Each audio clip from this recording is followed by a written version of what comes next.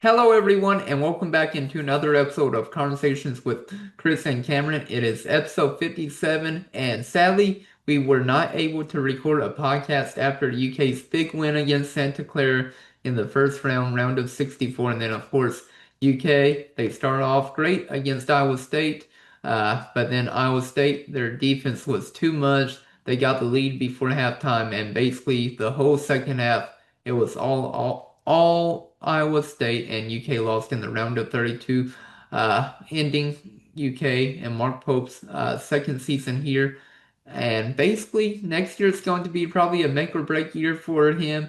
I feel like he has to at least get to the Elite Eight next year if he wants to stay at UK, because if he gets to a Sweet 16, I feel like that is unacceptable. Yeah, I'm kind of in the same boat. Next year's make or break for sure.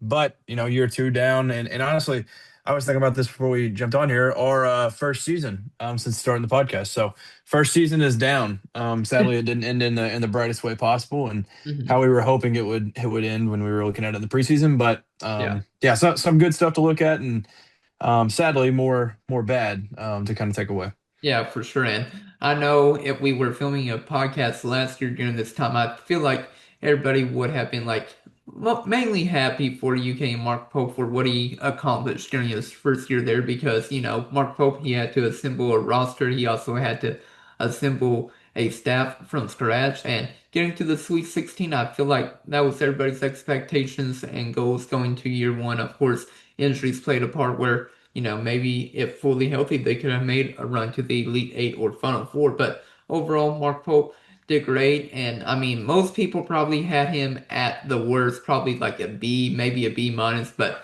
I had anywhere between an A minus, B plus last year.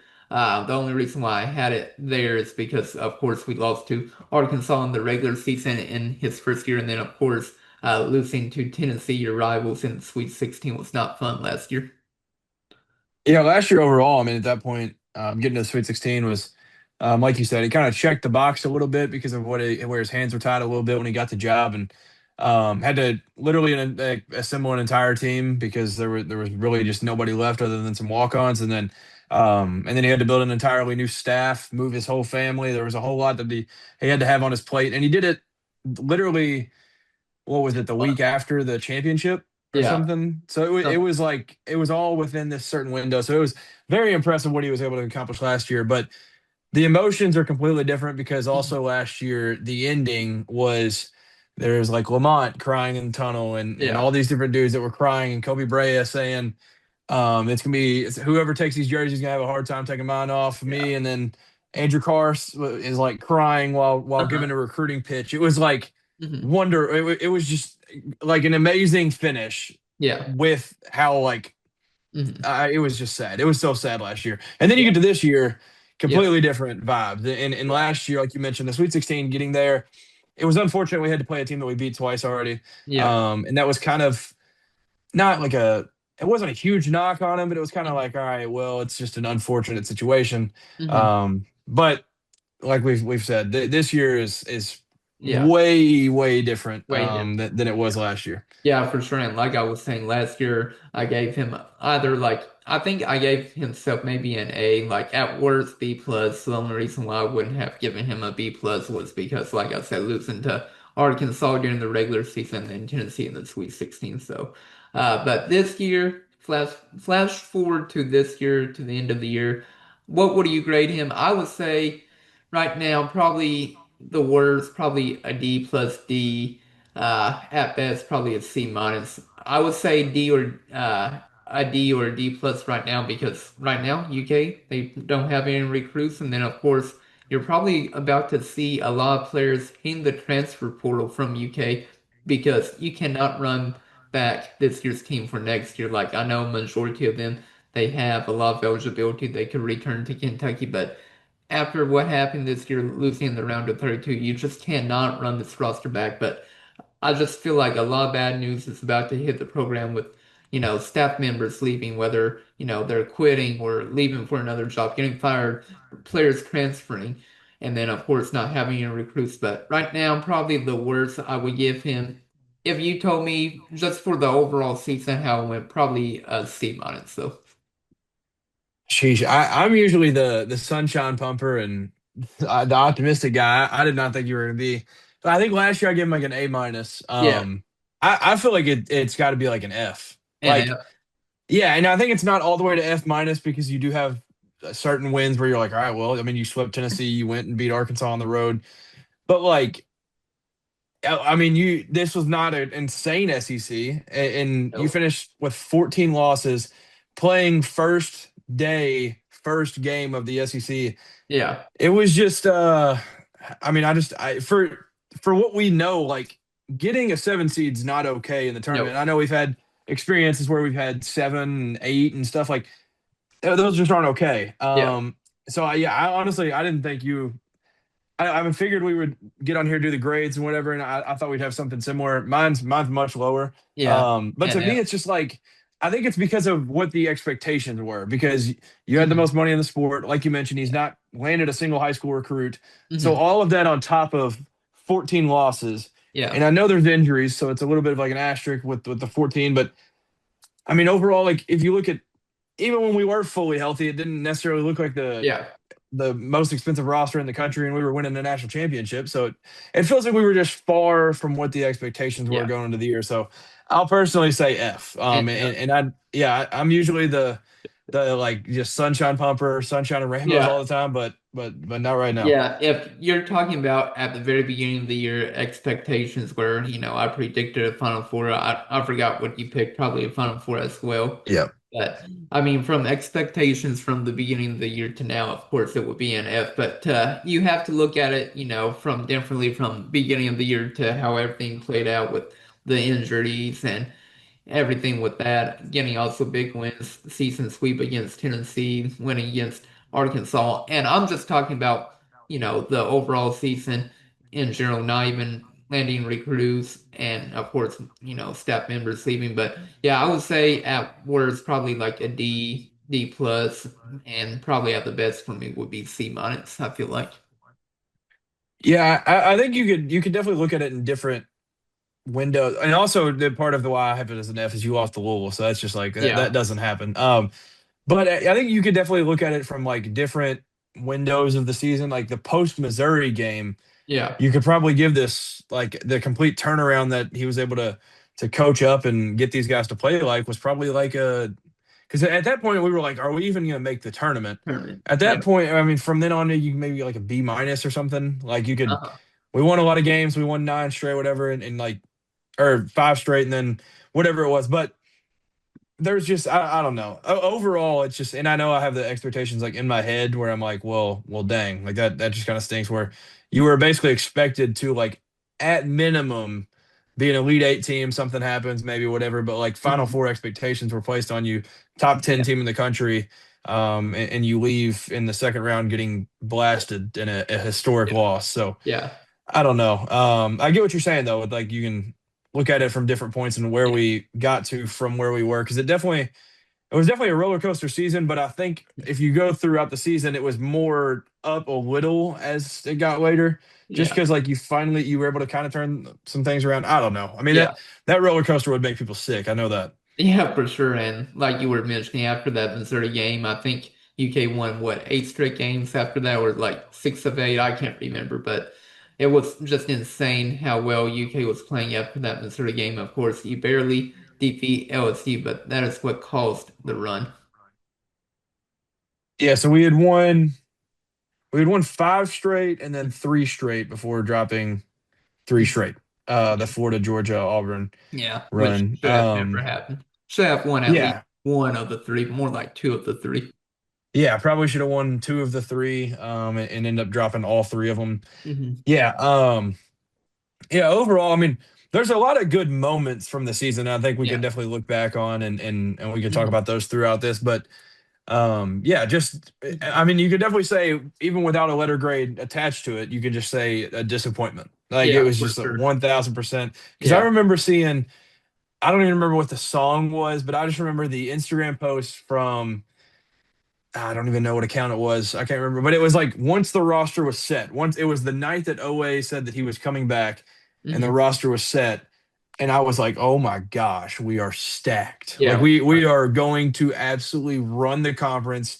I Hmm. remember in the preseason, I had like number one in the SEC, number one. You win the regular season championship, you win the tournament championship. You end up getting a one seed in March, and Yeah. we were a seven seed Yeah. and playing as a nine seed in the SEC tournament. It was just yeah, it Yeah. was just far from what we were hoping Yeah, for for. sure. And I was even more cautious with my prediction. I predicted 24-7 during the regular season. Whoa, I'm switching up now. Wow, that's interesting. I don't know what exactly happened. Whenever I went like that, it appeared my hand and then we switched positions. So I don't know.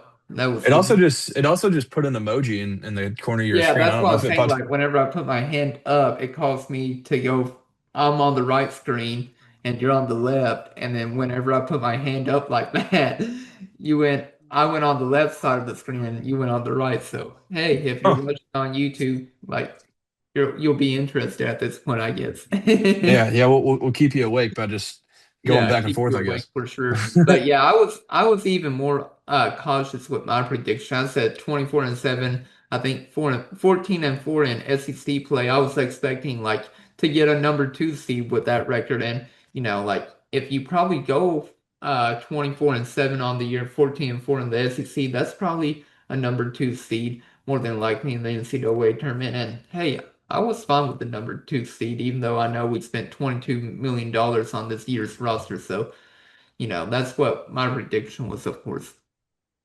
Yeah, and obviously, like you said, yours was a little bit more cautious, but still, BBN would have been satisfied with it. Like that would have Yeah. been a step up from year one, which I think was the expectation to Yeah. at least take a step forward. And I think we took a step back, Yeah. and We like did. so, it just that's where it kind of stands out to me is like, well, dang, this is brutal. Yeah. But like you said, it's a very, very pivotal offseason that we're heading Mhm. into, and Mhm. for many, many reasons. Like I've seen Yeah. some people say that we're not really going to lose anybody. I've seen some people say that they think we're going to lose everybody, and Mhm. and we might have an entirely new squad. And I don't know what's going to happen. Yeah. But we can talk about it on here and our predictions of all that. But yeah, Yeah. it's a very, very important offseason coming up. Yeah, for sure. And before we get really into that, I just want to briefly talk about, of course, UK barely defeating Santa Clara. Of course, they had to go into overtime, but I thought UK lost that game as soon as Santa Clara hit that three. I'm like, oh no, they just won the game. There's only 2 seconds left.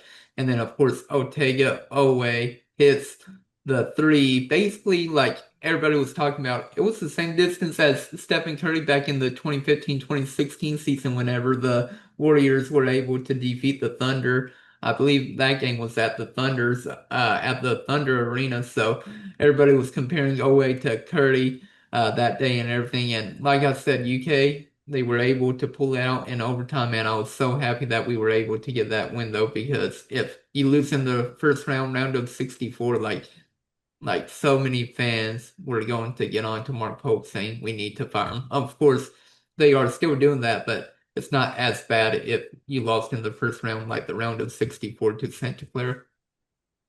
Yeah, once we got our draw and everything, and we ended up getting Santa Clara and Iowa State was our two, and that was going to be our second round matchup if we were um, to get by this one.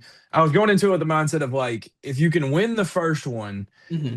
it will be hard for people to be like insanely like another level of disappointed. Like I feel like at this point, if you can just win your first one, Hmm. maybe compete with Iowa State, then we're Yeah, probably in the same position as we ended the season with, where you yeah, you won two SEC games, didn't make the weekend, so you're kind of aggravated about that. And we'll talk about the second round here in a minute. But yeah, this one, like that always shot is genuinely a where were you moment. Like yeah, I don't know where it ranks in the like top shots and like school history, but like as brutal a season as it's been and how tough it's been, like that shot will yeah, forever be remembered. And I actually, so this is just so funny because people are gonna be like, well, that doesn't make sense.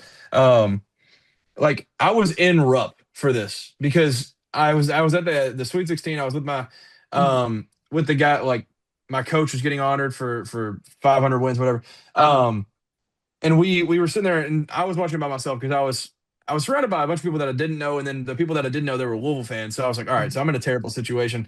I'm sitting here watching my phone. mhm. Um, and then the guy next to me, He's a guy that grew up in Colorado, lived in Cali. Like he has no affiliation at all, and he's Yeah. just watching the game with me. And I remember seeing like I don't know who he thought I was for a second, but so he saw that the Alan Graves three go in, and I was like, oh my gosh, like like it was like a cold moment. I was like, this is the worst moment of my life. Yeah. This is terrible. But I saw him like out of my peripheral vision. He was just like leaning back, and I was like, oh my, I mean, I'm not gonna hit you, dude. Like, but then the shot goes in, and we both like can't even like hold our excitement in. This guy doesn't even care. And then at that exact moment, it's in the middle of a Great Crossing Grayson County game, and everybody in the arena is just losing their mind. I'm getting high five from Grayson County dads, and like it was just an all time moment. It was crazy. Yeah. Um, and Yeah. it's literally it makes no sense on how it happened because Yeah. I remember everybody talking about the Evo balls are the absolute devil, and Uh-huh. you can't bank shots, you lose, you can, I mean, even Oweh in the Iowa State game had a carry. That's never happened before. That's because of those stupid balls. Yeah. Um, and it doesn't make sense on how this even went in. Like Tyler Tanner had the exact same shot and it didn't go in. Yeah. It's crazy. Poor I don't thing. understand how it happened. But it happened. And we Yeah. have this moment that will live on Yeah. forever. And it was also carrying a little weight across the entire first round of the tournament because that day it was like the second time ever that no double digit seed had ever won at all at any point in the day. So Yeah. that game right there was carrying a lot of weight. So we were literally the talk of the town, and Yeah. people First saying game. Kentucky's the luckiest program ever, and all this different stuff. And Yeah. yeah, it was wild. That was Yeah. an absolutely wild game. Yeah, it was the first game of the day as well on Friday, so that was insane. But yeah, no, I remember I was on the couch. Basically, I write for a Sea of Blue. I do that as my side job, and we do two main articles for every game. We do basically a summary of the game, uh, like the highlights or like the MVP, and then Twitter reactions. And then the second article is basically a quick summary of the game, and then four things to know from the game. So I was in charge of the four things to know and, like working on a deadline. Like you don't know if UK is going to lose. You don't know if they're going to win this game at all or anything like like had to prepare for both type of articles in case UK lose or in case they did win. And, I was stressing out like my girlfriend since it was nights out, she had a planned phone call to talk to one of her friends, so she went outside on the balcony that we have. But I was like freaking out. I'm like, man, I'm like, I need like my girlfriend right now to just like be there for me to like make me happy if UK does lose. And sadly, she stayed on the balcony talking to her friend. But man, I went crazy whenever Owe hit that game time shot. And then, of course, like after the game got over, like once she got done with the phone call, like she gave me a big hug and everything. But man, it was an insane game. And even though she wasn't watching the game literally like on her phone, she was checking the score updates and she was so confused how UK tied the game with 2 seconds left. I'm like, oh wait, just hit an amazing shot. I told her. Yeah, yeah, like the on ESPN where they do the probabilities and game flow or and like the win probability throughout the game. It's just so funny to look back and with what was it, 2.4 seconds? Is Yeah, that what the time 2.4. remained? Yeah, so ironically, at 2.4 seconds left in the game, we had 2.4% chance to win the game. It was a 97.6% chance that Santa Clara would win the game after Alan Graves hits three, and Yeah, then here comes Oweh, and it was unbelievable. yeah, I guess we do need to talk about the timeout situation because yeah. I'm very strong on one end of it. But what were your thoughts about that? I feel like for me, I feel like the Reds did mess up. I feel like the Reds were actually UK homers during that game. It just felt like UK was getting all the calls. Like I know there was also one call as well, where I was so confused because like they were debating, I guess, if UK also fouled Santa Clara. I thought they were just talking about if there was a goaltend call because it was obviously a clear goaltend on Kentucky. They called the goaltend, not the foul. But I really thought the refs were more favoring UK during the Santa Clara game, and I thought, the refs messed up at the end. I thought Santa Clara should have got that timeout because, Denzel Aberdeen didn't really inbound the ball at that time. Like the Santa Clara head coach was calling for timeout before the ball got inbounded. So I will say, I do kind of agree with like the like throughout the game that I thought the refs were fine. Maybe a couple calls went our way that maybe shouldn't have, That could be debated forever. But I am very, very firm on like Herb Sendek. That is completely on him, and I think that's exactly why he wasn't too mad about it after the game because he knows that he's in the wrong. Like I've been around some really, really, really good coaches in my life, and I've seen a lot of them and how they handle those situations. And most of the time, you will see. What I mean, I know Oweh had just scored. A lot of the times, you'll see a timeout right there, and then coming out of the timeout, they will say to the ref, like, hey, if we score here, I want a timeout right now. Like Hmm. that is a like happens all the time across the entire country at all levels. And even when it happens live, people will do that. Like they'll say like they will find the ref before even a shot goes up Hmm. because they kind of know like what their guys are instinctively going to do. They're going to come off this ball screen, and then it's going to be a pick and pop because we hadn't been able to guard it. They know exactly like what's about to happen. Like if that shot goes in, he needs to have in his mind that like if it doesn't go in, then we know what we're doing. If it Yeah. goes in, we have to be able to know exactly where the ref is and all this stuff. And then the second part of it, Herb Sendek wasn't even like the one he wasn't even like the one calling it because if you watch him, his arms are crossed and he's standing straight up when that ball goes through the net. And an Yeah. assistant coach gets up to tell him to call a timeout. And then once he hears it in his ear, he goes, "Oh shoot." All right. And then by the time he's doing that, the ball is being inbounded, and there is a ref running far away from Yeah. him that has a whole lot on his mind and a whole lot that he's got to be watching Yeah. instead of looking backwards at Herb Sendek. And he also has to know like there's a baseline ref when those Yeah. plays are happening. He's running your way. So Yeah. you're running at a ref that's running away from you while one is running at you. Hmm. That's exactly like that. That place is an absolute mess. All of Santa Clara is going crazy in there. Even the Yeah. non-Kentucky fans, like Illinois fans. I mean, there was a bunch of fan bases in there that were also, I mean, anti-Kentucky because it's Kentucky. Yeah. Like it was loud. You can't expect the ref that you're running towards, that's running away from you, Yeah. watching everything that's happening on this play, to be able to pay attention and be like, oh wait, I just Yeah. heard Herb. Herb's got to get this timeout now. Like he's got so much to pay Yeah. attention to. That's why I think he wasn't too mad after the game. He Yeah. wasn't fired up about it. He was like, I think I called the timeout. I should have got it, whatever. But then he Yeah. kind of left it. He didn't get like he didn't dwell on it like crazy. And I think that's why, because he's like, Yeah. well, I probably should have just known in that situation that we need to. And Yeah. also to add another layer to it, probably do the foul up three thing. They Yeah. didn't do that. So I don't know. Yeah. I don't necessarily feel bad that they didn't grant him his timeout and all Yeah. of that. And I Yeah, don't I know. think if he, like you were saying, if he went to the actual right ref, because at that time you were saying the one ref was running away from him. So I think if he went to the baseline ref, he would have gotten that timeout for sure. And like you also mentioned, they could have fouled up three. And I really think a part of the issue or problem was some of the Santa Clara players just stopped playing because, they thought they won the game. Like, they probably thought there was less than 2 seconds on the game, or they probably thought, hey, there's only 2 seconds left on the game clock. There's no way, Otega Oweh or anybody for UK can make a three during that time, and we won. Like they probably thought there was only like 5/10 of a second or something on it, but no, UK had 2.4 seconds left, and Oweh came down the court and drilled a three to send it into overtime, and of course, then UK won that game. And it was a lot back and forth in overtime, but UK was able to prevail. Yeah, and also to add on, I bet at least if you watch if you were to able to like get a camera on one of these refs, I bet one of them like as soon as that went through the basket, they probably looked at Herb.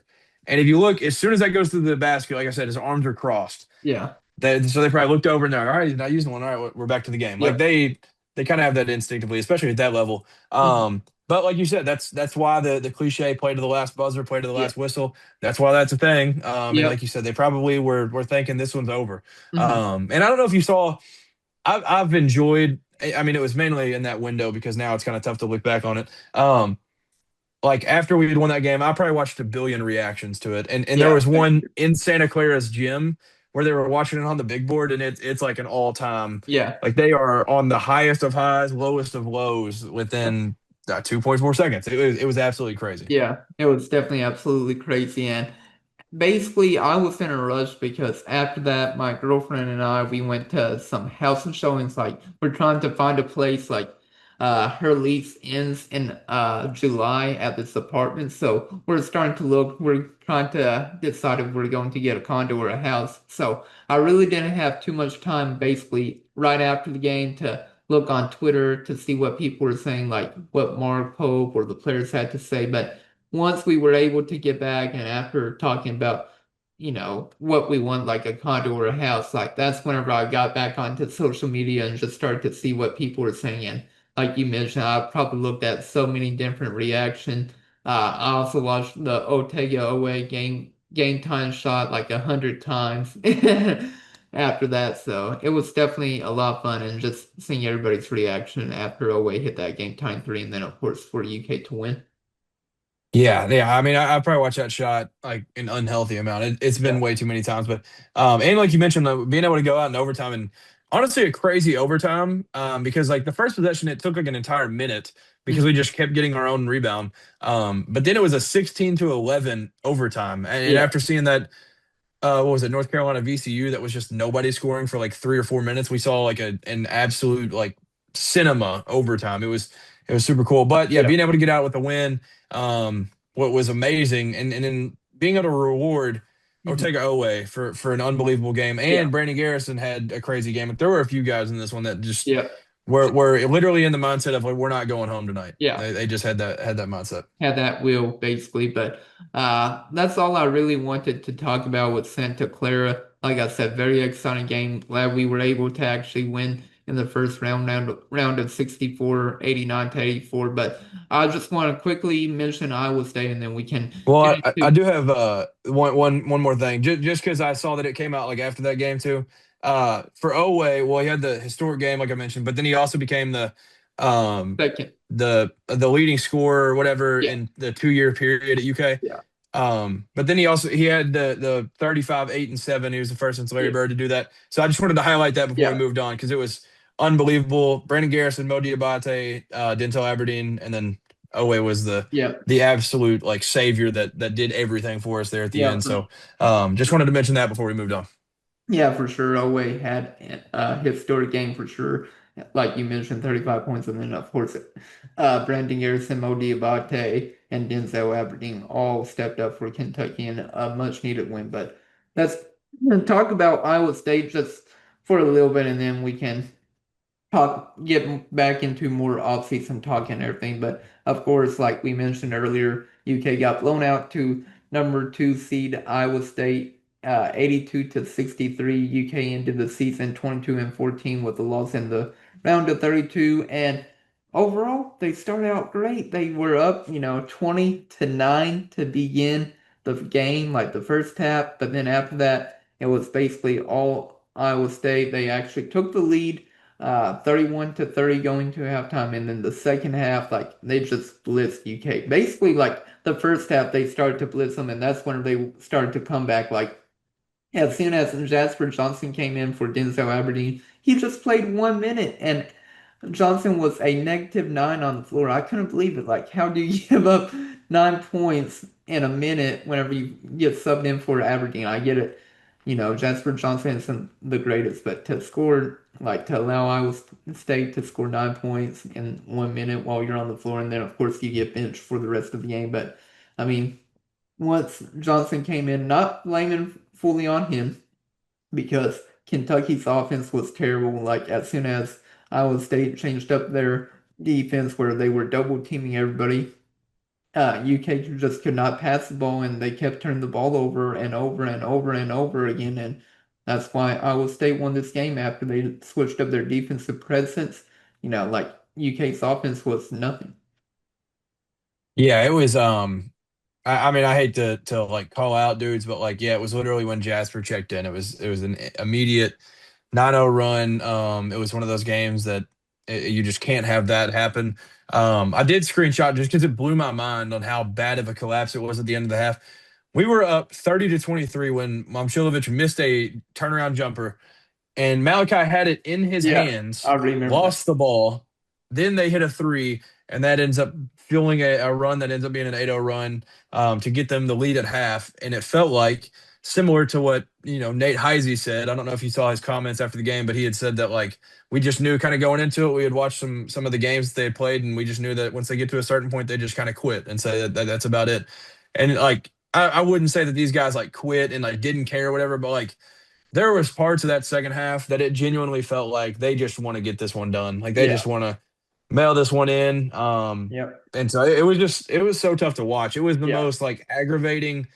it's the most aggravating like blowout because Mhm. Iowa State only led 18 seconds in the first half. Yeah. So it wasn't like they just like I mean, we've had games where we haven't even like competed. Like the Gonzaga game, like those are just like, oh my gosh, get this game over with. This is like terrible. But this one sucks even more because it's like you played so well. Like you did the things early that you had to do to win the game, Hmm. and all it took was like one little adjustment, and everybody forgot how to play basketball. Like Yeah. they just were sending two and had that physicality that they the Cyclones always have, and they just could not take care of it. Yeah. I mean, we turned it over time and time and time again. Yeah. And it sucks because like literally everything went exactly how you needed it to start this one. And yeah, it's literally a collapse like I've never seen before. It's unbelievable. Yeah. It was definitely one of the worst claps I've ever seen. And like you were just saying, like I also mentioned it in a tweet. Basically, I said the if UK loses this game, of course it was really early on, but it was because of course Jasper Johnson subbed in for Denzel Aberdeen. They went on a 9-0 run, and then like you mentioned, where Malachi Marino somehow just missed that rebound. Iowa State, they were able to get that three, and I even tweeted that out, and then everybody was tweeting at me saying like that is absolutely not the reason why UK will lose this game if they do. And then of course they were all right. Like the second half, like Iowa State just blitzed UK, and UK only had two scores that got into double digits as well with Otega Oweh and then of course Denzel Aberdeen, but nobody else really came out to play. Colin Chandler started out great, had 6 points in like the first 3 minutes, but basically it was Oweh and Aberdeen leading the show for Kentucky, and the show came to an end against Iowa State. Yeah, I will say like I mean, Oweh's obviously been like amazing, had an insane career here. One of the best 2 year guys we've ever had.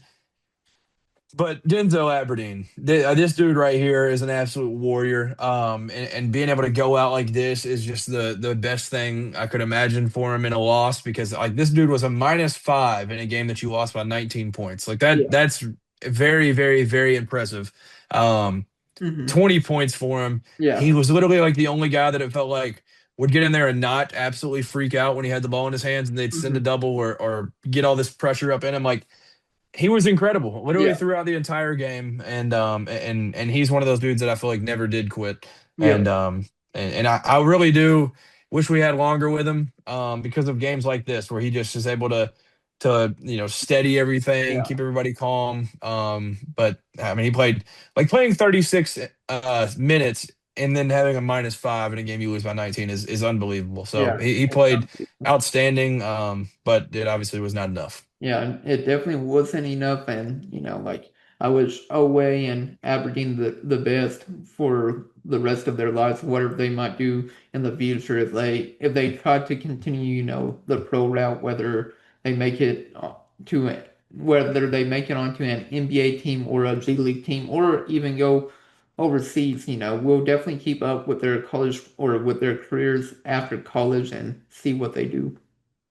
Yeah, no doubt. And Yeah. always like he's one of those dudes that I feel like I could probably just talk about forever. Yeah. Just like what he's meant to this program and giving us the moments that he's given us with the Oklahoma shots, the Santa Clara Mhm. shot, which also we didn't talk about the Santa Clara shot. He called his shot when I think it was before senior day. Somebody from KSR interviewed him and said, "What's your favorite moment at Kentucky?" And he said, "I think my favorite moment hasn't happened yet." And I Yeah. think we definitely know what his favorite moment is. Yeah. He was unbelievable. Yeah. And he was good in this one for a lot of it too. Mhm. And even through early in the game, struggling a little bit, was able to kind of figure it out and get it going a little bit and try to salvage a little bit of it and make it not so bad. Because I Mhm. mean, this could have gotten even worse than it ended up being. Yeah. But because of guys like Da and Owe, those guys are Mhm. warriors for us. And yeah, I mean, I've seen Denzel say numerous times like he wish he had more time. He wishes he could Mhm. have another chance or whatever and play for Kentucky again. And same with Owe. He's talked about how much Yeah. he's forever going to love this place. And these dudes, like even in a game like this, we're just making tough play after tough play and Mhm. playing their heart out this Yeah. entire game. So love those guys. And like you said, we'll be supporting them their entire career. Mhm. Excited to see what they've got ahead. Yeah, for sure, man. Well, it was still pretty bad. Losing by 19 points, it's never good. No, no, no, that's never good. I'm just Yeah. saying it Right. could have gotten way worse than it Yeah, did because correct. they were up like 25 at some point, I think. Yeah. It was Yeah. it was terrible. Yeah. Yeah, it was terrible in every sense of the word. Yeah, for sure. But we just wanted to quickly, recap those two games, even though we probably spent, I don't know, 20 minutes talking about both of those games. But we wanted to, of course, bring that up just because we haven't been able to film a podcast before, like before the Santa Clara game. Like we filmed a podcast, of course, but we haven't been able to film one since. So just Yeah, wanted to briefly mention those. and I will say, if you're like a numbers guy, it was the worst tournament loss since 1972, and then it was the most turnovers we've had in a game, which was Mhm. 20 since 1993 in a tournament game. So Yeah. that was both those stats, and they didn't have their best player. So who Yeah. knows what it would have looked like for Joshua Jefferson? Which prayers for him. Yeah. And obviously, I mean, it sucks to lose to him, but you obviously want them to be healthy and everything as they make their run, and especially with who they play next. So Mhm. Yeah. rooting for them. Yeah, for sure. And it'll be interesting, to see how far Iowa State goes into the NCAA tournament. Like, I feel like they'll probably get to the Elite Eight. I think they can upset, or not upset, but they'll be able to defeat Tennessee. Yeah, no, I mean they've got some Yeah. fans cheering for them against that one because we can't see Tennessee keep going on, and No. we just got to keep the Final Four joke being alive. So we Yeah. can't even let them get to the Elite Eight this year. Yeah, you're right about that. But let's get into some off-season talk. So, right now, I listed three things that UK needs to do this off-season. The first step is Mark Pope. He needs to hire a basketball GM that will help to, evaluate talent, manage NIL, and then, of course, avoid overspending while being smart with the roster because, we got a lot of six men this past year for UK, whether it be Denzel Aberdeen or Mo Diabate, whoever it might be. Like UK spent way too much money on players who were, six men off the bench and everything. So first step is with that. I think the next step is you have to go all in for Tyron Stokes. Of course, he's the number one overall player in the class of 2026, but go all in for him. And then the final step is you have to find some dudes in the transfer portal, not just depth pieces, but proven starters who are ready to lead and embrace big roles. And, people can say, hey, last year, like, we had all these players who were, the first players right off the bench. They were ready to, embrace a new role to be a starter, but, they weren't ready to be the starters, whoever it might be. And, UK needs to do all three of those steps to be successful, I feel like, this upcoming year. Yeah, 1000%. I did kind of, I mean, maybe it was like too soon after, but I'd kind of pulled the fan base and I was like, all right, BBN, what needs to happen next year for Kentucky to be able to get to like back to the top of the sport where we belong? Mhm. Um, and a lot of the fans kind of had said those things. I think a couple said the GM thing. Many people said go Lance Stokes and then get. I mean, I don't think they said dudes, but they hinted at like what you're saying with like go get these absolute stars. Yeah, And we obviously don't even know who some of the guys are that are going to enter and stuff, but I completely agree with all three of them. And with yeah, the GM situation, it feels like at this point, not that it's too late, but like hmm, GM talks across the country have already talked to these kids like before they've even entered their name in. A lot of these dudes already know and have an idea of where they're going. So I don't know.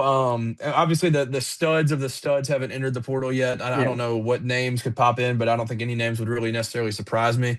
Um, but I know there's the random whatever that was. Everybody just don't believe everything you see on Google. Whatever it was, that said that we're predicted to get Stephon Vox or whatever from Providence. I yeah, don't know if that's the case. He's definitely one that I remember kind of keeping an eye on throughout the year. Later in the year, being able to watch Providence games and seeing his numbers and stuff. He was one that I had an eye on. yeah, Didn't know that he would enter, and he's obviously a young kid. Like hmm, he's 6'7", he can shoot it. He's the number one player in the transfer portal right now. But he's yeah, in an example of like that should be a guy that you need to land, but also there's got to be like guys that are like yeah, somebody a name that somebody brought up to me the other day was Tyler Tanner from Vanderbilt, and he yeah. was like, "Do you think what do you think he does? Do you think he returns? Does he transfer? Does he go to the draft?" And I was like, "Well, he Draft. should probably go to the draft, Yeah, but he's going to be like a mid to late first round pick, so like."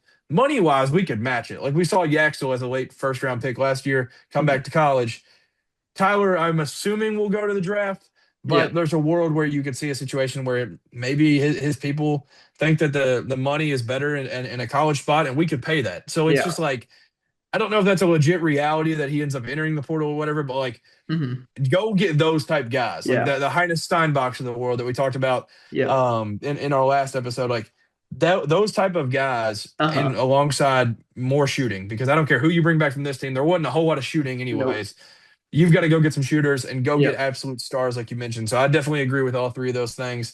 Those feel like absolute musts, or we're Yeah. in danger zone. Yeah, for sure. Yeah. Just get a team of like Tyler Tanner, Hans Steinbeck, and then also Stefan Vox, as you would say. Get those three, UK will be fine. Yeah, yeah. I mean that'd be quite the squad. I think I wouldn't Yeah. need talked into that team, I think. Yeah, for sure. And then you real quick just mentioned Yaxel Lindbergh. I also want to mention that Mark Pope finally, came out today during his radio show and completely denied that UK did not offer, between $7 to $9 million to get him because at first, whenever he was asked that, during the NCAA tournament, he was like, numbers are always getting thrown around. Like, he was like, I just wish the media would dig a little bit deeper into stuff. I'm thinking to myself, well, Yaxel Lindeberg said it, and we're actually going right to the source, which is Mark Pope, who would be the person who would offer that amount of money to Yaxel Lindeberg. So I just remember like the media just like yelling at him during the NCAA tournament because of his answer to that question. Then, of course, now going onto his radio show and just fully denying that though. Finally, Yeah, I mean, 100% false yeah, is a pretty good indicator that that was definitely not the case. Which we talked about, that was never the case. Like there, yeah, we knew better. Like we knew that we underpaid on guys and under offered guys and all this different stuff. Like we knew that there was no world that he offered more than like 3 million. half that. Yeah, Yeah, I mean less than half of it. Like yeah, it was like 3 mil was probably like the cutoff, maybe three and a half. I don't know. Um, and maybe there's even a world that like Michigan matched us, but he's gonna get to go play basically the entire game there, and yeah. that would not be the case here. But I don't know. It was definitely not the case. I'm glad it finally came out that he like made matter of fact of it, Yeah, because it was just kind of one of those things where it was like yeah. I don't think anybody actually believed it across the country anyways. No. But I guess you just absolutely like stamped that it was false, with the words from the source like you mentioned. Yeah. It wasn't just annoying though that he didn't like flat out say that like during the NCAA tournament whenever he first said it. Like he finally, corrected himself a few days later where he's like, that is absolutely like not true. We did not offer Lindeberg that much at all. A couple of other things I want to mention about what Mark Pope has done or said is like during the John Calipari era, even whenever UK failed and everything, like fans at least had a chance to look forward for the next year where, like he was bringing in like 5 or 6 5-star freshmen. And like right now for UK, they have zero recruits. Of course, Tyron Stokes is definitely an option, but I feel like that's one of the reasons why fans are also annoyed, upset, and everything dealing with Mark Pope because you have zero recruits right now, so that's another reason why fans are going after him as well. Yeah, 1000%. I mean, that was the worry the day he got the job, for me, and then it's been the worry ever since because he literally has not landed one other than the two kids that are from driving distance Yeah, and not very far outside of Lexington's backyard. So, um, yeah, it's just like there's just so many statements that he has of like we got to go get somebody that like the guys that want to play for Kentucky for what it is and stuff, yeah, and it's just like dude, like everything you've done to this point hasn't worked recruiting wise. Like I don't know, I don't care if it's you, if it's JMI, all this different stuff.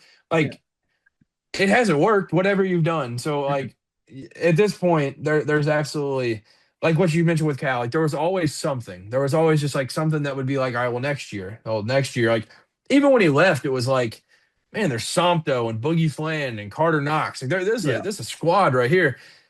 We don't have that. We don't have mhm, anybody to look forward to, and that was always the thing with Cal that you could always look at. Which he also had the pedigree and like his past that you could kind of be like, all right, well, I mean, it's not all negative. Like he's obviously a very proven coach, but then you could also say like, oh yeah, we have all these shiny new toys coming in next year. Like yep, these can be fun players. There's absolutely nothing. There is absolutely nothing, and to add salt to the wound, which I don't know how much it'll really impact it. Like our lead recruiter and everything is like rumored. It's not Mm. official to Yeah. like go get a head coaching job at Pepperdine.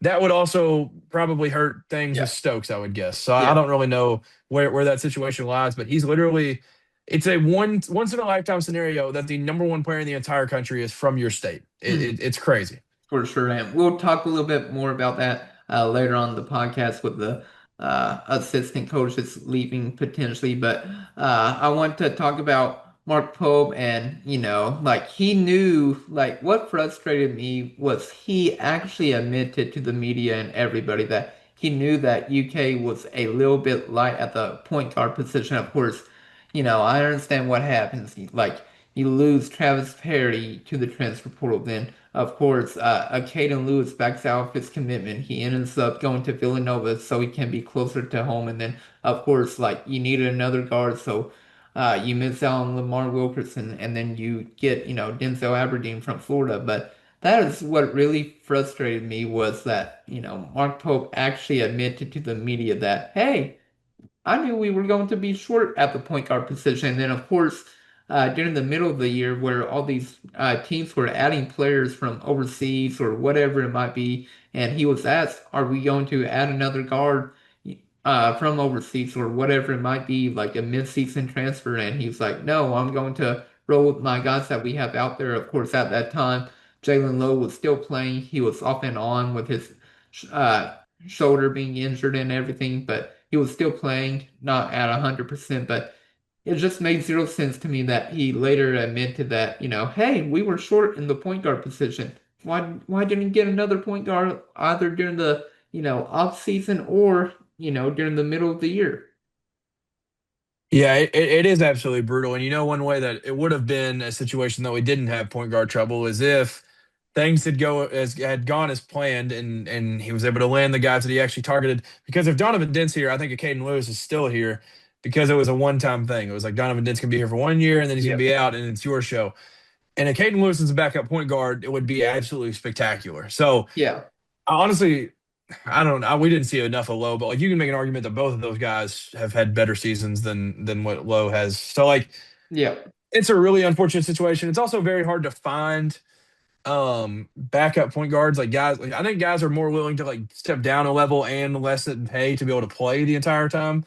Um so finding a backup point guard is tough unless it's the situation where you have like a 1 year rental thing where it's like Lamont Boa or Donovan Dent, and then you have an incoming freshman that's filling that Yeah. spot to be able to take that over there. So I don't know. Obviously, I mean, he's done good scouting because, like, we mentioned Yaxel, we mentioned Lamar, we mentioned Donovan Dent. Like, if you land those guys, then you're fine, and you don't have those point guard troubles in that case because then you probably keep a Caden Lewis, who Yeah. I think a lot of BBN wanted to keep, no matter what. And then we find ourselves in this situation where we essentially didn't have a point guard the entire year, and Denzel had to play in a role that he didn't necessarily understand and Hmm. all that right away, but he worked for it and worked towards being able to be a pretty fine point guard once it got towards the end of the year. So Hmm. it's an unfortunate situation that like I never wanted any of the mid-year stuff. I get some people did want that, but Hmm. like it is frustrating that he like knew that and, Yeah. and and never really did anything about it. Like obviously the guy that has the ball in his hands for most of the game, that's a very important position. You're gonna need some backups and need some depth there. Yeah, for sure. And they always say guards win you national championships, and UK just didn't have a great year for guards, and sadly because of Jalen Lowe being injured. Yeah, I mean, they literally, yeah, the guards win in March, guards win national championships and stuff. And this is a program that has had guards for a very, very, very, very, very, very long time. And Hmm. it was not even just the Cal era; it was well before that. There Yeah. was a ton of it, and yeah, so it's just unfortunate to have Hmm. any team ever where there's not like an elite guard on it. And I mean, I think of Oweh as like a wing. Denzel was definitely like a guard. So Uh-huh. I would say Denzel was really solid, but he's not quite the level that we once knew our guards to be.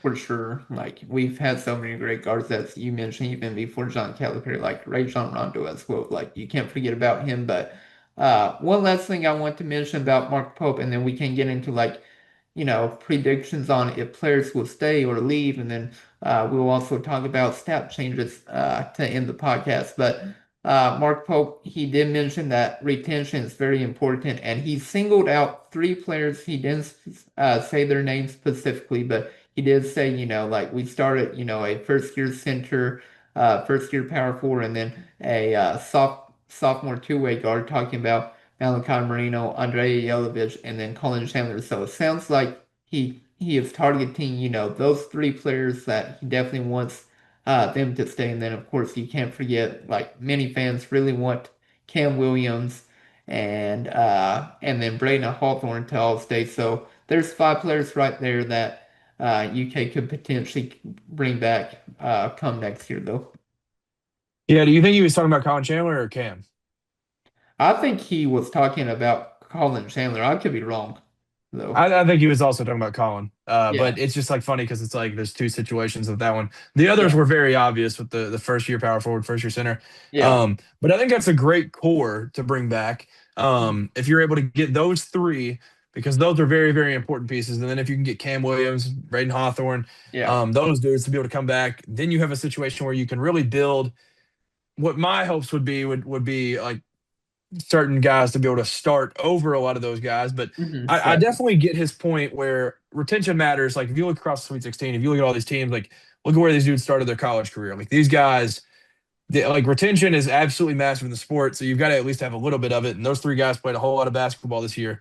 And then if you include Cam, you got four guys that played a lot of basketball. So I think that would be really important to be able to return those guys. But I will say, like many media outlets did some like interviews and stuff after the game where they would go ask, and those Hmm. interviews always just crack me up because it's just like rinse and repeat. It's Yeah, copy and paste the same answers where it's like, all right, what's your thoughts going into next year? And then they're all like, they say one like a form of like two different things, like I want to be back here, or I haven't really thought about it. I'm yeah, kind of in the moment, and I want to be able to mourn right here. So yeah. it's just always. I mean, you have to ask the question, but like nobody's gonna be like, "Oh, I'm out. There ain't no way. I'm hitting the road. I'm getting a bag somewhere else." Like it's just funny to me. Yeah, it's definitely very funny. And of course, I was in the locker room, so I didn't ask those questions, but I was listening to, like KSR, like, all the media members, what they were asking the players. And I was just tweeting everything that the players were saying. And uh, we'll get into that list of the players who said that they were planning on coming back. Of course, if they say that they're planning on coming back, they don't have to. They could easily transfer, or the coaching staff could be like, "Hey, you're going to get kicked out. Like, we don't want you back on this year's team." And I think they did that last year too. One certain player that I believe that I know of, like they're like, "You can leave. Like we don't really need you back." And it sucks that it happens, but sadly, it happens everywhere. Yeah, I feel like there's a few that they're gonna have to do that with. I Mhm. really hope that there's a situation where there's a lot of these guys that end up exiting because it was obviously a absolutely terrible year overall. Yeah. Um, so I'm hoping that there's really just a core of guys that they return, but Mhm. overall there's not a ton. Like another guy that I wouldn't mind returning is Mo Diabate, and Mhm. then honestly, I mean it's only like 3 or 4 games all year that he really showed what he's capable of. But like Brandon Garrison, like I Yeah. mean a senior Brandon Garrison, if he's a depth piece and like a I don't even know. I mean, no shade towards him, but if he's like an eighth or ninth man, then Yeah. you're in a situation where I feel like you're gonna be all right. I hear you completely, but let's get into right now. So these are the players that have said that they are planning on coming back, and then of course other players that haven't made a decision in, NBA draft or graduating. So right now, the players that are planning to come back, and things can change, but Braden Hawthorne along with Jalen Lowe, and then also, other players announced that they're coming back include Andrei Yelovich, Cam Williams, and Brandon Garrison. So right now you have five players saying, "Hey, the plan is that I am coming back right now." Meanwhile, Jasper Johnson, Colin Chandler, Malachi Marino, Trent Noah, Reese Potter, and Mo Diabate, they are all undecided. So quite a few players undecided for UK7. Jaden Quayton's, the plan is for him to enter the NBA draft, and then of course. Denzel Aberdeen, Otega Oweh, Walker Horn, and Zach Toll are all graduating for UK. Yeah, that's I mean, there's a lot of undecided, and honestly, I feel like even the dudes that like said like I'm definitely coming back, I feel like even they're undecided. Outside of Yeah. Outside of Braden Hawthorne, because I feel like he's definitely like a shoe in, like he's made it very, very clear. Yeah. And also his situation, like why would you even have come here in the first place? Because this was like part of the plan.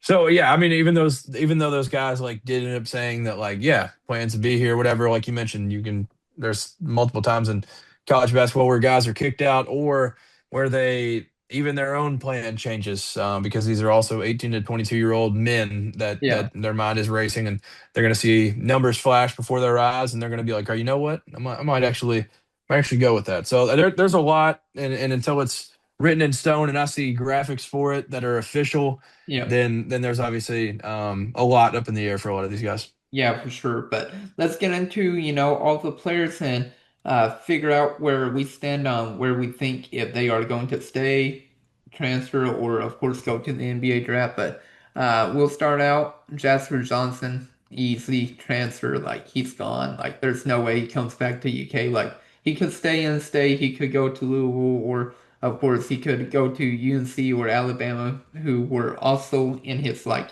top list of top options whenever he was trying to decide for school. So I think the three options for Johnson will probably either be like Louisville, UNC, or Alabama. Yeah, I think get ready to learn Tar Heel, buddy. That's what that's what I feel like. I think he's definitely gone. Hmm. Um, I've been on the boat of like I would like him back for a lot of the year. I thought there's a lot of upside to his offensive game and he can grow defensively, especially with adding muscle, adding weight, and all that. But like you mentioned, there were some teams that recruited him extremely hard out of high school, Hmm. and after seeing him play for a year, it's kind of like. I don't know if it's necessarily that you got to pay him what I think his people will want. Yeah. So unfortunately, he'll have to scrape the KY till I die off of the back of his truck and Yep. maybe change up the branding a little bit. But Yeah. I do think he's gone. Yeah. I'm appreciative of his time here. I mean, at least he committed to his home state school. It didn't go as planned. Mhm. He tried to complete the prodigal son role of coming Yeah. where his pops played and playing where his grandpa Mhm. played and all that. So he tried it. It didn't Yeah. work, but I'm definitely with you on that he's gone. Yeah, for sure. Sadly, it just didn't work out for him here at UK. Like, hopefully it'll work out somewhere else for him. And, like he has a great college career. And of course, if he makes it to the NBA as well. But we'll continue on. Trent Noah, I have him as transferring. I don't think he wants to transfer himself. Like I said, this is my opinion. I don't think he will necessarily want to transfer. I think the coaching staff might tell him, hey, you can go bye-bye. Honestly, I think just as a kid from Harlan, I think that part of him is just like I'm gonna stick around. Like even if I don't play a whole lot, I think he'll be back. Just in a very, very, very small role where he's Yeah. not gonna be playing a whole lot of minutes. And even honestly, even with some injuries or something, if that was to happen, hopefully not. But I just feel like he's going to be towards the end of the bench or whatever. And Mhm. but I think he's going to want to stay because of he's one of those guys that like literally the name on the chest Yeah. is a lot of it. I mean, this kid has obviously this doesn't fully matter, but this dude like there's pictures of him doing the John Wall as a kid wearing Kentucky blue. So yeah, I think he's back personally, Yeah. but we'll Yeah. see. Yeah. We'll see. Like, of course, like you always want to keep the in-state kids if you can. And I would love to see Trent Noah back as long as he's like the end of the bench row, like 12th, 13th, 14th man. Like, I feel bad for him. Like, he did great his freshman year, but his sophomore year, like, he had a huge sophomore slump. So if he does come back, I wish him the best. And like I said, like more of a in the bench at the end of the bench type of role he gets. But moving on, Brandon Garrison, I have him in the transfer role. I just feel like, like, yes, he did a lot of great things towards, the end of his time during his junior year, like the SEC tournament, the NCAA tournament. But I just feel like he needed to do a lot more during the regular season for UK wanting to get him back. Like, he can come back if he signs like a great NIL deal with UK where they're not going to pay him a lot, but I just don't see that happening. I feel like he will transfer as well. Yeah, I've kind of gone back and forth for a lot of the year on whether I want him back. And I think honestly, the majority of the fan base would want him gone. I mean, I know there's like the Grand Embarrassing Twitter account, and so he's Yeah. definitely on the side of wanting him back. I think he'll be back, honestly. I think, Yeah, like what you mentioned, the NIL deal, I think Pope and which I mean, some of the staff may not even be back, but Pope and the staff, I think, enjoy him and what he is able to bring and the upside that he has. And obviously, that doesn't shine at all times, but being able to have him as like a depth big, because I mean, in this conference and where basketball is trending, especially at the college level, is like you've got to have a ton of height and a ton of yeah, bigs. And Brandon Garrison, if he's towards the end of the bigs list, but still getting paid comfortably, especially as a father, mhm, I think he could be back, and I expect him to be back. So that's my yeah, prediction. yeah. So interesting that we have two different predictions with Trent Noah and Brandon Garrison. Moving on, I have Cam Williams next. Of course, I believe everybody believes that he's going to return to Kentucky, and hopefully he will. Like he'll sign, NIL friendly deal with UK for him to get back to UK as a junior. But I have Cam Williams returning. I do as well. I think you could definitely see Mhm. he's kind of hoisted into a role early that didn't necessarily go well. But then he kept playing, kept playing, kept playing. And right before his injury, he was actually playing some pretty good basketball. Felt more comfortable when you were watching him. And then even after he came back, I thought he did some good things. He had the steal and block. What was it, the Santa Clara game? I'm assuming. Yeah, Or he had the block followed with the three is what I was referring to. Actually, I think it was in the Santa Clara game. I mean, he's had good moments throughout the year defensively, and I think he could be really, really good in another year with this offense and with this group. for sure. And like I said, I would be very happy for Cam Williams to return for year two with Kentucky. So that would be great if he does.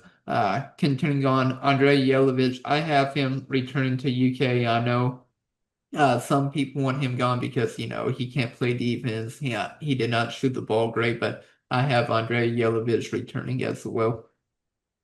I also have him returning. It seems like he's like one of those guys that just really loves this place. Like he had Yeah. the comments in his post game that like these people really, really love basketball. They eat, sleep, and breathe basketball, which is a great way to like describe this state.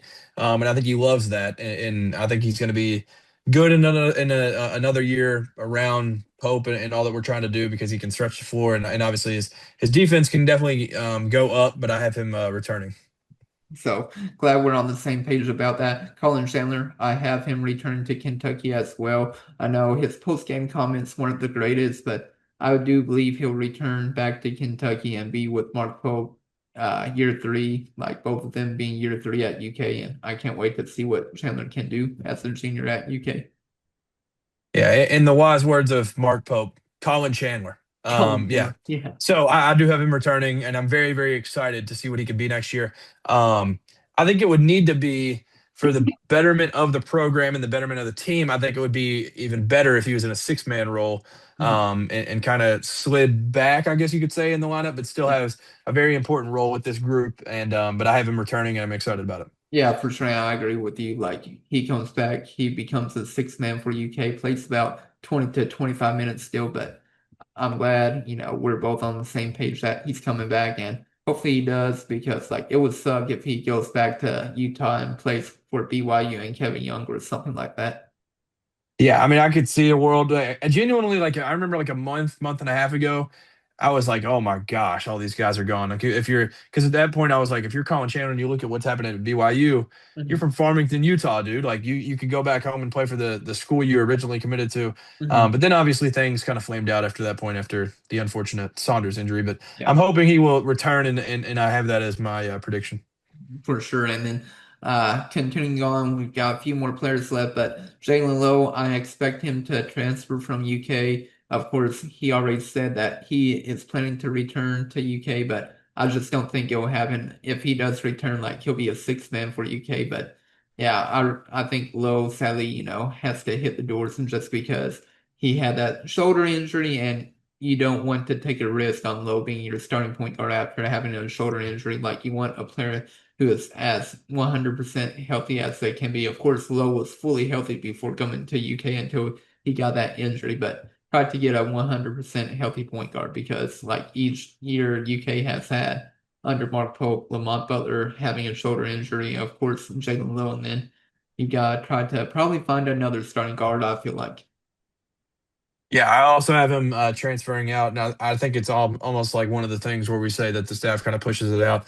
Yeah. Um, and I mean, this dude's been a warrior, especially in that St. John's game, leaving like 5 seconds in or whatever it was, and then coming back and playing big minutes in that second half. He's been a ton of fun. I would welcome him back with open arms to be the backup point guard, Yeah. but I'm not sure if that's the best thing for his career and for him. So I do expect him to be gone after getting multiple voices in his ear.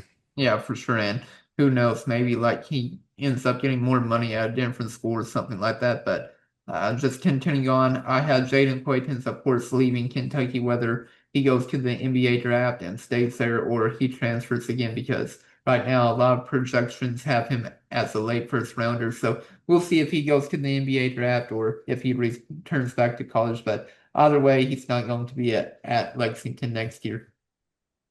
Yeah, I feel like I'd be extremely shocked if he was back at all and at the college level. I feel like he's just got to be draft. That's my prediction. And yeah, I mean, early like before the season, he was literally projected as high as like one, and Yeah. now he's late first round. I think a team might take a gamble on him, especially he's one of those guys that like he is an absolute like freak human. He's got great IQ, long wingspan, insane defensive instincts and stuff. So I feel like a team might end up taking a gamble on him, and he goes higher than where he's projected right now. But I think he's definitely to the draft. Yeah.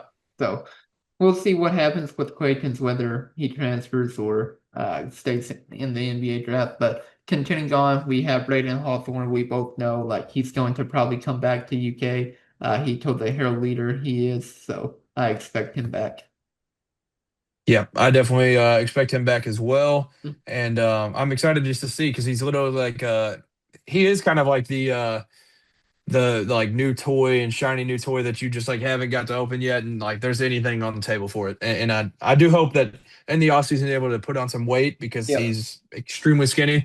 So that worries me, but I'm very excited about him and excited to see like what he can end up bringing. But I do have him coming back. Yeah, hopefully, like you said, he can continue to add some muscle, get some strength, because he's going to be probably the backup small forward for the UK. So it's going to be interesting to see what he does over the offseason and how he can improve. But continuing with the roster, I have Mo Diabate next. I expect him to transfer. I just think, he can find a better fit somewhere else, whether it be like Houston or some other major school like that. But I just don't think Mo Diabate was a great fit for, Mark Pope and UK, so I do expect him to be somewhere else. Yeah, I do as well. I think he'll transfer. Like I mentioned moments ago, that I would love to see him back, just as a depth guy. He plays with a lot of heart, but like you said, it wasn't necessarily the match that I think everybody expected. And honestly, I didn't even think about like where he could possibly go. You bring up Houston, goodness gracious, Yeah. he would be awesome there. Yeah, for sure. And then we have two players to wrap it up. It's Malachi Marino and Reese Potter. I have Malachi Marino returning, and then of course Reese Potter as well. He will return to Kentucky. Reese Potter will be again the end of the bench type of role. He redshirted this past year along with Braden Hawthorne, but I have both Marino and Reese Potter returning in. I expect Marino to do big things. Year two at Kentucky being a sophomore with Mark Pope and everything. And, nobody was expecting Marino to be the starting center. And that's what he did this past year. And he showed how great he was and how he can improve over the offseason to be even just better than that. Yeah, if you could go back in time and talk to us about how we thought it would go if Malachi had to play real minutes for us in the preseason, we would have said this is going to be tragic. He ended up being a really, really good player, and had a good freshman year. And I think he'll probably get some big time calls, portal wise to leave. But I do think he returns. The Georgetown kid is back, and he made strides throughout the year. The tough part for him is like he was so good for a stretch Uh-huh. earlier in the year that here late in the year people were disappointed in him, because he didn't have some of his best games late. But I do expect him to return and be really good for us. So I have him back, and then I have Reese Potter back as well. Woo, let's go, bro. So right now I've got six players returning for Kentucky, nine players leaving, whether it be the NBA draft, transfer portal, or graduating. So UK, with the new house settlement over the summer. They have 15 scholarship spots, so they have 6 players returning on my end. So they'll have to figure out 9 spots to figure out, and more than likely they need to probably get at least 3 or 4 starters, I feel like, and then probably like 2 bench players. Yeah, I agree with that. I have 8 on my end, where we had a couple of different. Um, Mhm. but yeah, obviously a couple of these guys, like we talked about, need to be towards the end of the rotation and Yeah. maybe play very few minutes, and maybe even some of them not any at all. Sadly Sadly. for Reese Potter, maybe down the road. Yeah. But I think, like you mentioned, we've just got to go get like stars that Yeah. you can recruit over these guys, and if it upsets some of them, maybe mine end up maybe even some of them that we both feel pretty confident in, maybe they end up leaving. But if you're recruiting over them, I mean, this is Kentucky. Like you just got to go get the best of the best, Yep. and Got that's the yeah, player. I don't care how it happens. So Yeah. I have 8 guys coming back, and then the rest are gone. But yeah, I'm excited about it. I mean, it's gonna be it's fun and scary at the same time going into this offseason because it's like, Yep. oh, well, now we've got some really important stuff coming up. But then it's also like, Mhm. well, kind of the future of Kentucky is Yeah. kind of riding on this offseason. Yeah, for sure. It's the make or break year for Mark Pope. And then just talking about the coaching staff now, Jack Pilgrim said that he could see up to 4 staff members leave UK staff, and that would be insane because like if you lose all like if you lose 4 staff members, and I don't know how many there are there. I think there's like 6 or 7 staff members. Like if you lose 4 of them, like you're basically having to start all over. It's like year 1 for Mark Pope, having to, figure out a new staff and everything, but to lose 4, that would be insane. Yeah, there are 7. Yeah. So yeah, losing 4 it would be absolutely massive. That's 7 including Pope. So Oh, that's basically yeah. losing your entire assistant coaching staff. So I don't know who, and we can speculate on the names and stuff, but yeah, Mhm. like you said, it's very, very like huge to end up losing that many Yeah. guys all at once. Mhm. And maybe it's for some of them will obviously be firings, but like Yeah. for guys like Jason Hart, where it's rumored that he may get a head coaching job, it's good for him. And those Mhm. things happen, and you can kind of start your coaching tree under you. But yeah, it's crazy. It's crazy. Yeah. If there's up to 4 guys gone, Mhm. and maybe it can be less, but if you have 4 gone, it's going to be a Mhm. huge offseason, not only getting players, but also a very important offseason getting coaches too. Yeah, for sure. And I think at minimum 2 at least will leave. I think Mark Fox will probably sadly get fired or get the axe, or Mark Pope will politely just ask him to leave, just like any other player. But I do think probably Mark Fox won't be at UK this upcoming year. And then the other likely candidate that you just talked about, Jason Hart, he's probably going to get the head coaching job at Pepperdine. So those are my guesses if, 2 staff members leave. If I had to guess the other 2, I would say Alvin Brooks and then probably Mikael McLean. Probably Mikael McLean gets a better job somewhere else. Like he's actually more of an assistant coach, and then Alvin Brooks, like I don't know what happens to him, like if he gets fired or something, or if he decides to go somewhere else as well. But those are my 4, like who I am guessing that might leave UK staff. Yeah, I think the Mark Fox and Jason Hart ones feel the most likely. Cody Figure feels like he's just like definitely back because Yeah. I mean he's Mark Pope's guy. But I would honestly really miss Alvin if he's gone. Like Mr. Shark, he's been that guy his whole time, and leg room. He's had Yeah. all the memes. So if I had to speculate and pick, this is also a little bit of what I hope because I really want to keep McLean. I would guess. I would guess Alvin Brooks, Mark Fox, Jason Hart, and maybe Nick Robinson. But I don't really know. Obviously, some of those are just absolute guesses. The other are educated guesses. But I don't know what it's going to look like. Yeah. But it's going to be crazy seeing new Yeah. faces on the bench because this is a place where people know these assistant coaches by name, and if you see them in public, you know exactly who they are. So at Mhm. a place like Kentucky, this is still a huge deal when most places it would not be.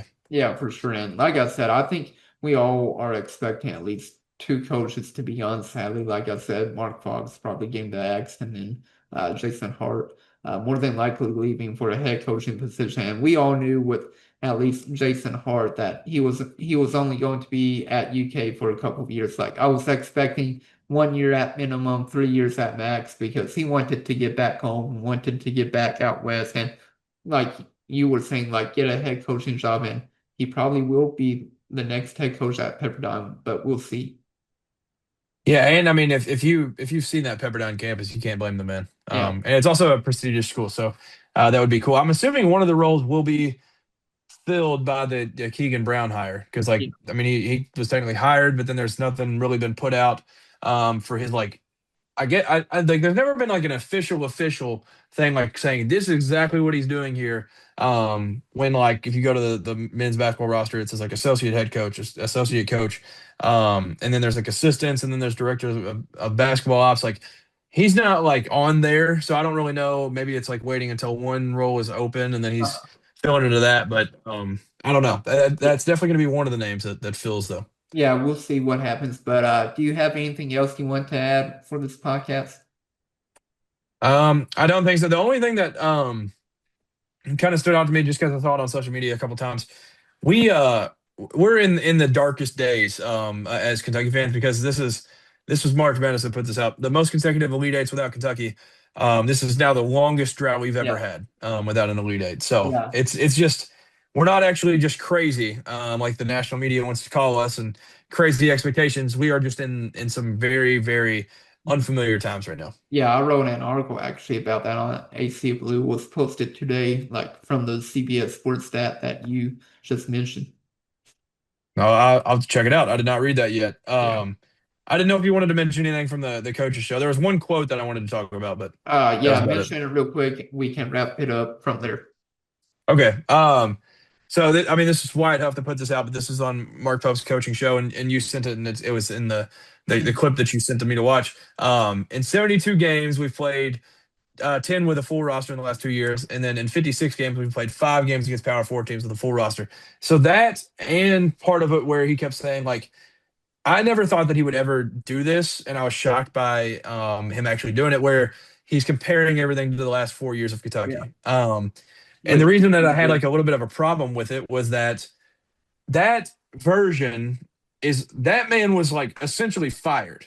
So if Yeah. you were comparing yourself to that, and he kept saying like we're slightly above that, and we're slightly above this.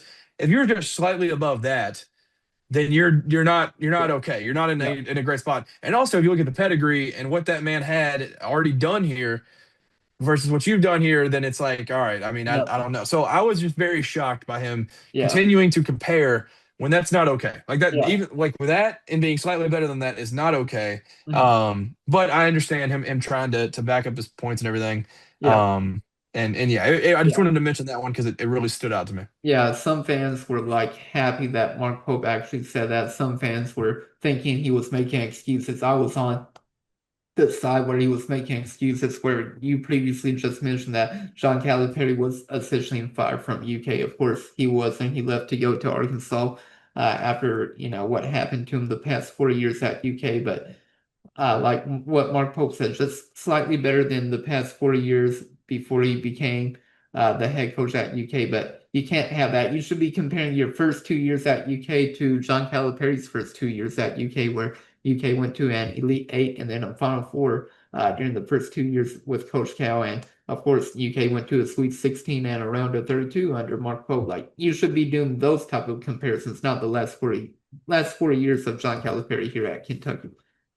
Yeah, exactly. I agree 100%. Like it's literally like the stat we were talking about the Elite Eights. Like going this and it's not his fault. It's just 2 years that he's been here. But like that's what you compare yourself to. It's like have we been doing this? Have we been doing this? Yeah. And I get the injury stuff, but like we've also played teams that have had injured Mhm. players. And we even just played one that lost their player literally 2 days before we played them, and they did just fine, killing us in that game. So it was just tough to see him talk about that. I'm also curious, like I am genuinely like curious if we're on like just a haunted ground or something in Lexington because I have no idea how how this happens every time. Like we've talked about numerous times on here, the SEC report will come out during conference play, and we're just like we've got like four dudes on it, Yeah. and there will be full games with no names at all, Yeah. and most of the time, even if there are names, they end up playing anyways, and it's like.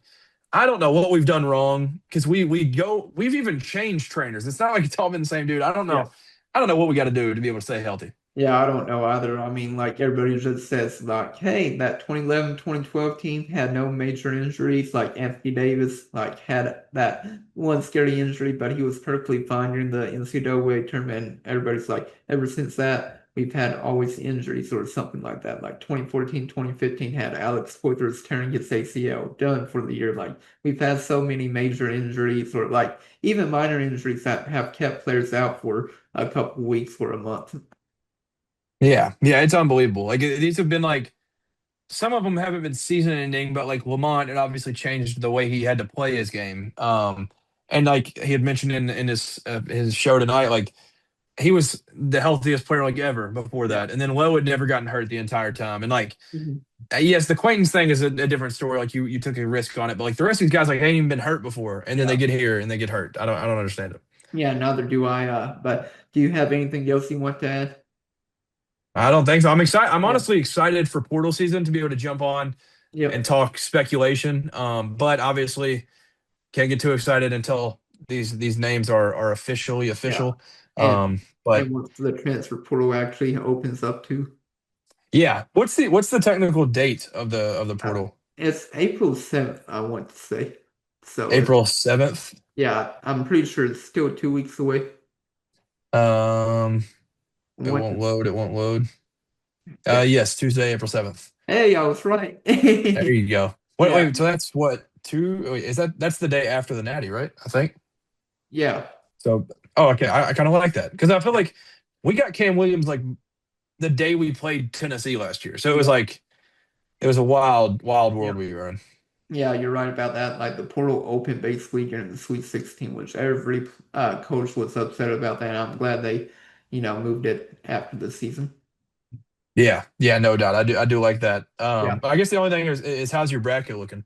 Oh, I have no clue. I didn't really look. Maybe I'll look a little bit later. I know the last time I looked was whenever the round of 32 was happening on Saturday. I didn't look on Sunday, but I went 7 for 8 for the round of 32 like on Saturday. I don't know about Sunday. I haven't looked since, Saturday night. There you go. Yeah, it's not bad at all. Because I mean, I feel like I'm part of many, many, many, and probably the majority of the fan base that put on the bracket that we will probably lose to Iowa State. Um, so I mean, that was almost like we expected that one, but if we were able to pull out that one, then it was like a happy to be wrong situation. But um, yeah, the bracket's just been like chalky a little bit. So I think Yeah. mine's been solid, but Uh-huh. yeah, I mean, it's been fun to watch some of the games, and luckily there were games that took the light off of our beatdown Yeah. yesterday, like Mr. Golden getting what he deserves, and then Probably. obviously Dylan Churchbell's darling ending, maybe possibly ending Bill Self's career. We don't know about that Yeah. situation, but Yeah, we'll see about that. But yeah, I was so happy to see Florida lose. Like that was so happy. That was amazing. Then of course, also Texas making it to the Sweet 16. I did not predict that at all.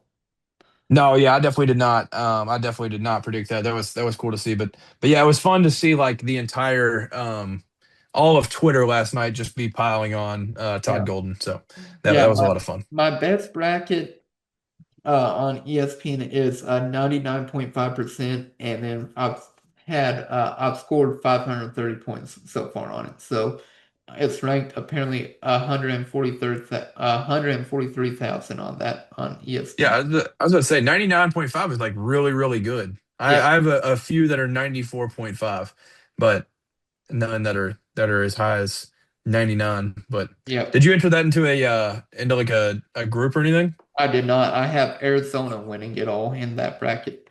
I have Arizona winning as well. Yep. But yeah, you should have entered it into something. Yeah, I should have.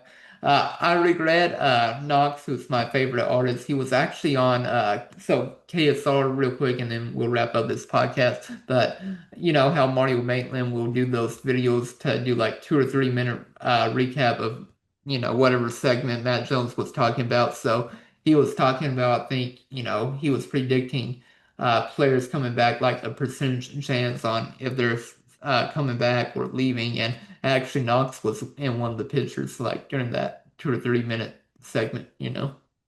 Oh, was he really? Huh. Yeah, yeah. I regret not entering one of my brackets into the Knox contest because he was like, if you have the best bracket, then you'll have a chance to win like an autograph from me.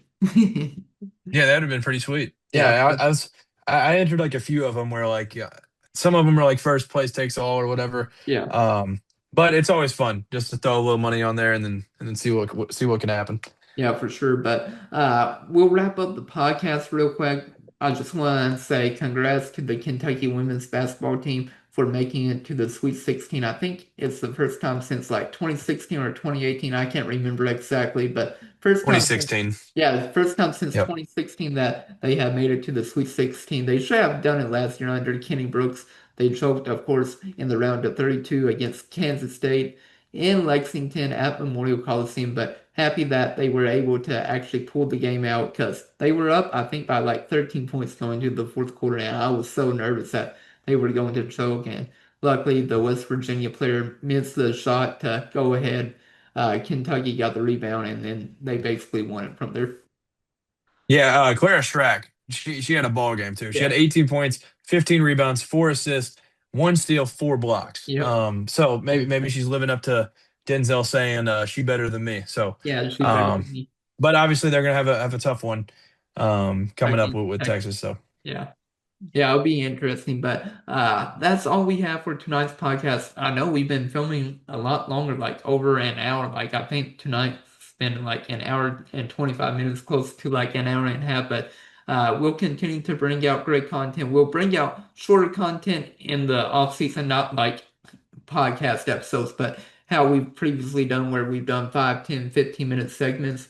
We'll do that, of course, for this off season with basketball, with transfer portal news, or for football, because football is also coming up in a few months.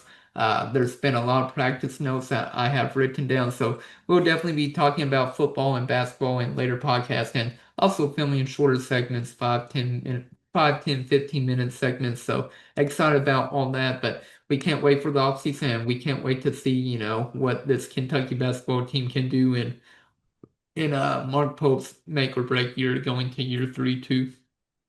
yep, well, a lot of pressure on it, but Yeah, it's a little bit exciting from our perspective because we're not the ones that yeah, have to pay the money and select these players. We just get to kind of talk about it yeah, and speculate from the outside. So I'm excited for this offseason. for sure. But we appreciate you all watching on YouTube and of course listening on Apple Podcasts and Spotify. But this is Chris Beatsmore, and And Cameron Waddle.